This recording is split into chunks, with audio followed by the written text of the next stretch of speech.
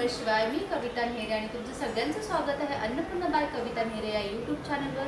इथे मिळतात अगदी सोप्या पद्धतीत रेसिपी आणि आपण आज बनवत एक खूप सोपी रेसिपी अगदी घरगुती सामग्रीमध्ये. या रेसिपीसाठी लागणारे साहित्य आहे. तर फ्रेंड्स, आज आपण बनवणार आहोत एकदम झटपट आणि टेस्टी तूर आणि मसूर डाळची, जी रोजच्या जेवणासाठी परफेक्ट आहे. आणि डाळ बनवण्या अगोदर डाळ किमान 30 मिनिटं भिजवून ठेवा. मग कुकरमध्ये टाकून 2 ते 3 शिट्ट्या करून घ्या. त्यामुळे डाळ एकदम छान आणि मऊ शिजते. आणि याचे फायदे: भिजवलेली डाळ पटकन शिजते, वेळ आणि गॅस दोन्ही वाचतात, पचायला हलकी होते, पोटासाठी खूप चांगली आहे, पोषण मूल्य न्यूट्रियन्स शरीराला जास्त चांगल्या प्रकारे मिळतात. छोटीशी टिप, पण तुमची डाळ अजून परफेक्ट बनवते. जेवण बनवणं ही एक पोट भरण्याची गोष्ट नसून ती एक कला आहे आणि हीच कला तुम्ही सगळ्यांनी जपावी म्हणून मी तुमच्यासाठी घेऊन येते अगदी सोप्या पद्धतीत रेसिपी. चला तर वेळ न घालवता पुढची प्रोसेस करूया. कढई गरम करूया, त्यात तेल ॲड करूया. खूप कमी सामग्रीमध्ये डाळ होते, नक्की प्रमाणे ट्राय करून बघा. डाळ छान आपली शिजवून घेतली आहे, हळद टाकून शिजवून घेतली आहे. तेल गरम झाले की त्यात मोहरी ॲड करूया.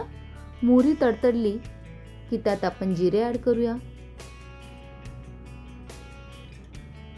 जिरेही छान अशी फोडणी बसली की त्याच्यात आपण चिमूटभर हिंग टाकूया. ही फोडणी खूप छान बसली त्यात आपण छान असा कढीपत्ता ॲड करूया. फोडणी चांगली जर बसली तर डाळीला चव खूप छान येते, ते नक्की ट्राय करा. आणि लगेचच आपण याच्यामध्ये कढीपत्ता टाकूया. कढीपत्ता टाकला की मी लसूण आणि आलं एकत्र करून टेचून ठेवलं होतं, ते छान असं टाकून त्याच्यात परतून घेऊया. आणि बारीक चिरलेला स्लाइस केलेल्या मिरच्या आणि कांदा अगदी बारीक चिरलेला तोही घालून छान गोल्डन होईपर्यंत परतवायचं आपल्याला. काही टिप्स सांगणार आहे व्हिडिओ शेवटपर्यंत नक्की बघा. डाळ अजून चविष्ट करायची असेल तर शेवटी थोडं तूप घाला. हळद आणि टोमॅटो टाकूनही छान असे परतून घ्यायचे.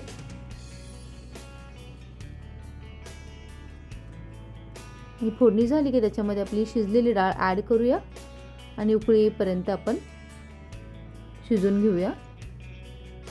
गरमच पाणी टाकायचं त्याच्यामध्ये. तुम्हाला जेवढा घट्ट किंवा पातळ पाहिजे त्याप्रमाणे तुम्ही करा. कन्सिस्टन्सी तशी ठेवा. थोडी गोड चव हवी असेल तर चिमूटभर साखर किंवा गूळ घालू शकतात. जास्त स्पायसी हवी असेल तर लाल तिखटही ॲड करा. फायदे: प्रोटीनने भरपूर, रोजच्या आहारासाठी उत्तम आहे, पचायला हलकी आणि हेल्दी आहे, एनर्जी देणारी आहे, ऑफिस किंवा शाळेसाठी बेस्ट आहे. ही अशी आपली डाळ खूप कमी वेळात आणि खूप चविष्ट तयार होते. नक्की याप्रमाणे ट्राय करून बघा. आणि हो, 30 मिनिटं डाळ जर शिजवून घेतली तर त्याच्यामध्येच तुम्ही जर कांदा, टोमॅटो, हिंग, हिरव्या मिरच्या टाकूनही शिजवली, वरून जस्ट थोडासा तडका दिला तर ही डाळ खूप छान होते. नक्की ट्राय करून बघा. टोमॅटो अगदी मऊ शिजून डाळीमध्ये कळतही नाही. ज्यांना टोमॅटो डाळीत आवडत नाही तेही लोक खूप छान टेस्ट लागते. नक्की ट्राय करा. थोडी कोथिंबीर घाला, फ्रेश फ्लेवर येतो. जर डाळ जास्त घट्ट झाली तर गरम पाणी घालून कन्सिस्टन्सी ॲडजस्ट करा. थोडासा गूळ किंवा साखर घातली चव बॅलन्स होते. स्पायसी आवडत असेल तर लाल तिखट ॲड करा. चवीप्रमाणे मीठ ॲड करून आता याला उकळी येऊ देपर्यंत आपण शिजू देऊया. छोटे छोटे टिप्समुळे तुमची डाळ एकदम छान हॉटेलसारखी टेस्ट येते. डाळ तडका करायचा असेल तर डाळीत पाणी न घालता वरून तुम्ही सुक्या मिरच्या आणि तडका असा छान द्या. खूप सुंदर डाळ लागते तीही. आणि ही आपली गरमागरम डाळ भातासोबत सर्व करा आणि आनंद घ्या. अशीच सोपी आणि टेस्टी रेसिपी असेल तर नक्की चॅनलला फॉलो करा. नवीन असाल तर सबस्क्राईब करायला विसरू नका.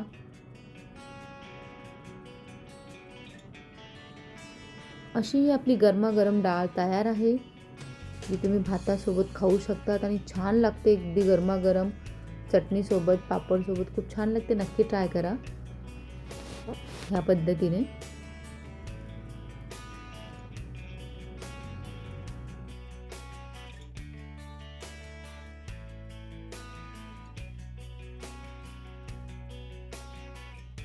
तर बस, आपली ही गरमागरम तूर मसूर डाळ तयार आहे. आता ही डाळ भात किंवा चपातीसोबत सर्व करा आणि मनसोक्त आनंद घ्या. वरून थोडीशी तुपाचं ॲड करा. जर तुम्हाला अशी सोपी आणि टेस्टी रेसिपी आवडली असेल तर लाईक करा. पुन्हा भेटूया एक नवीन रेसिपीसोबत. तोपर्यंत आनंदात राहा आणि छान खा.